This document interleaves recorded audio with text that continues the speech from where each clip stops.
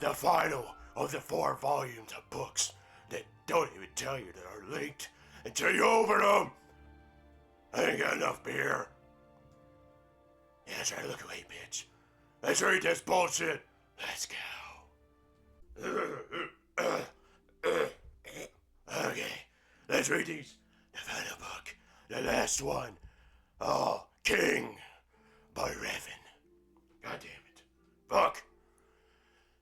Gentle reader, you will not understand a word of what follows unless you have read and committed to memory the first 3 books, volumes in the series Beggar, Thief, and Warrior, which leads up to this, the conclusion. I encourage you to seek out as your favorite bookseller. I have no favorite bookseller. They don't even sell these. I had to steal 2 of them. God damn. Fuck. Anyway, 14 pages. Oh boy. We last left fleeing for his life, which was common enough occurrence for him. He had stolen a lot of gold, and one particularly large gem from a rich man in Jotunheim. From Soy Boy, the thief fled north, spending the gold widely, as thieves generally do, for all sorts of pleasures, which would no doubt disturb the gentlemen or ladies reading this. I am neither. I will not go on into details. The one thing he held in was a gem. He did not keep it because of any particular attachment, but because he did not know anyone rich enough to buy it. Ah, I see. Go sell it to the guy he stole it from, to buy it from him, and so he found himself in an ironic situation of being penniless. What the fuck? And having in his possession a gem worth millions. Will you give me a room, some bread, and a flagon of beer in exchange for this? He asked the tavern keeper in a little village of Carved Sword, which was far north. It was half situated in the Sea of Ghosts. Ah! The tavern keeper looked up suspiciously. It's just a crystal. Said quickly, but isn't it pretty? Oh, pretty. Feel like I can make a new sexual position in front of it where a woman inserts it into herself and spins in a circle. It's called a lighthouse. Anyways, let me see that. The young warrior, armored-clad woman at the end of the bar. Without permitting, she picked up the gem, studied it, and smiled, not very sweetly, and would you like to join me at my table? Oh. I'm actually in a bit of a hurry, replied, holding out his hand for a stone. Another time, out of respect for my friend, the tavern keeper. Here, my man and I leave our weapons behind when we come in here. The woman said casually, I'm not handing the gem back, but picking up a broom that is sitting against the bar. I can assure you, however, that I could use this quite effectively as a blunt object. Oh, not a weapon, of course, but an instrumental to stun, medically blowing, crushing a bone or two, and then, once it's on the inside, which table? Asked quickly. The young woman led him to a large table in the back of the tavern where 10 of the biggest Nord brutes had ever seen were sitting. Scum! They looked at him with polite disinterest as they were strange insects, worth briefing, studying before crushing. My name is, oh goddamn no! Lucifer Saturation, she said, and blinked. That was the name of Soy Boy who uttered before and made his escape. And these were her lieutenants. I am the commander of a very large independent army of noble knights. The very best is scum! Most recently, we were given a job to attack a vineyard and it all through the force owner, a man named Lulu, to sell our employer to a man named Soy Boy. But payment would be a gem of surpassing size and quality, quite famous and unmistakable. We did what we were asked, and we went to Soy Boy to collect our fee, and he told us he was unable to pay due to a recent burglary. Oh, they were having a barbecue too. Damn you! Stop taking burgers from the burgers. Barbecue. In the end, though, he saw our way and paid us the amount of gold almost equal to the worth of the prize jewel.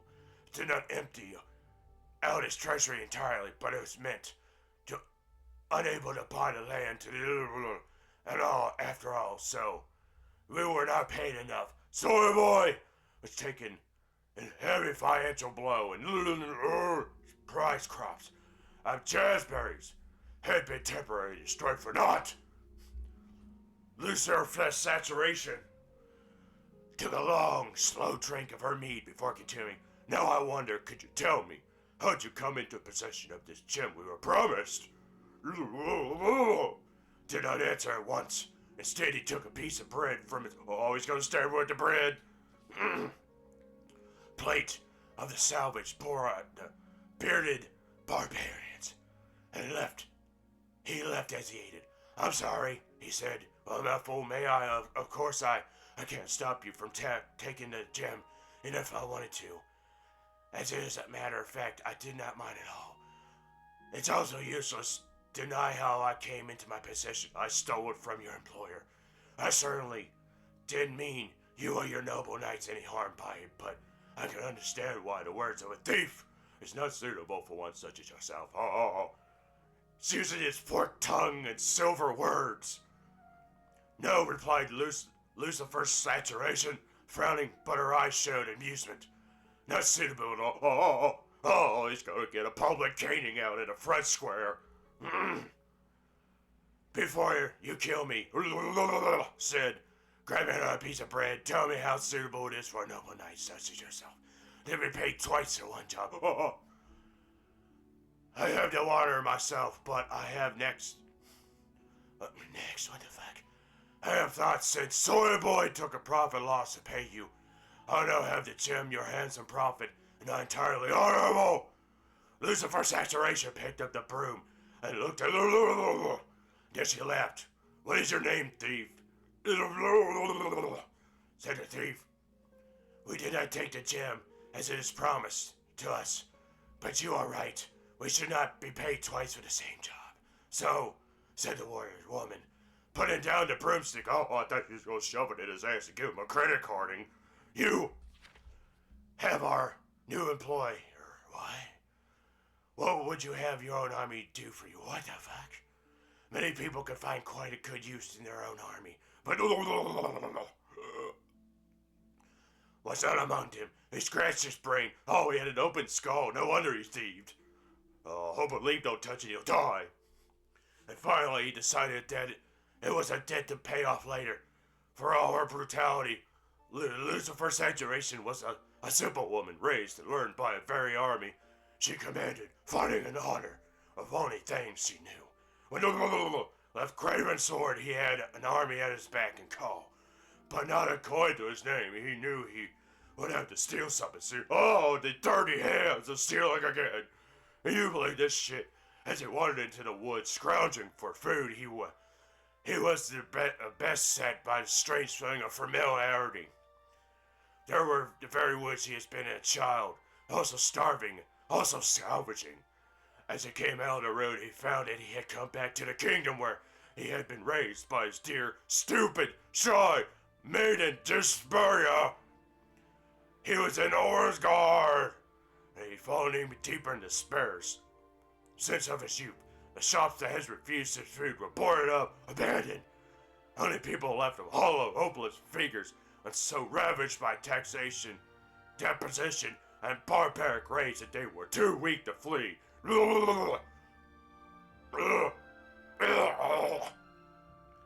And luckily, he was gone to his youth. Good, fuck those guys. They're all assholes. You ain't touching me now, bitch, are you? No, the only meat you're touching is your own. There was, however, a castle and a king. Immediately made a plan to raid the treasury. As usual, he watched the place carefully, taking note of the security and the habits of the guards. This took some time. In the end, he realized there was no security, no guards. Oh, he couldn't afford it. He walked into the front door and down the empty corridors into the treasury. Oh, it's full of precisely nothing except a button. One man. He was a ace, but he looked much older. There's nothing to steal, he said. What that there was, King Yusuf was prematurely aged. He had the same blonde hair and blue eyes. Oh, he's one of them. His eyes broken, glass, that and in fact resembled Soy Boy. And Lucifer saturation was well that though I never met the shrewish landlord of Altro, Lorden. He had learned to, not surprisingly, since they were quadruplets. What the fuck? So you have nothing? Asked gently. Nothing except my poor kingdom. Curse it! The king grumbled before I came to the throne.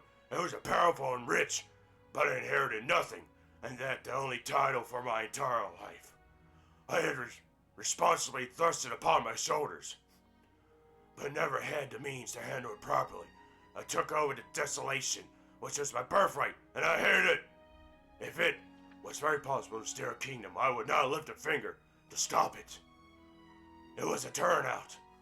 Quite possibly to steal a kingdom became known as Lucifer, and deception easily done given its physical similarities. The real Lucifer took the name of Yulk, happily left his demeanor, became eventually a simple worker in the vineyards of Aldra. Oh, the irony. For the first time, free of responsibility, he fell into his new life. As gusto, the years melted him off. Oh, I didn't know this was a sexual book. Oh, god damn. They knew Yusuf came in his favor without Lucifer saturation in his army to restore peace to the kingdom, and Angor had his safe business and commerce began to return to the land and reduced the tyranny taxes and encouraged it to grow upon hearing that Soy Boy, ever nervous about losing his money, elected to be returned to his land of his birth. He died years later and agreed. He had refused to name someone in his heir of his kingdom and received the entire fortune. He parted the gold to buy the vineyard after hearing great things about Yusuf. So it was the Angor who returned to his previous prosperity of the 50 born fifth born child, the young king, the beggar, the thief, the warrior, and sword of the king. And that, my young people, was the volumes of, I don't even know what they're called. Any questions? What the hell are you guys doing down here? Oh, that story was bullshit. You fucking temple reader. You goddamn monkey. What the fuck? Shut the fuck up, book. I didn't goddamn ask you. Oh, you ain't gonna do anything, dumb bitch. Come at me, bro. Oh, I'll fucking tell you. Die, bitch. Oh.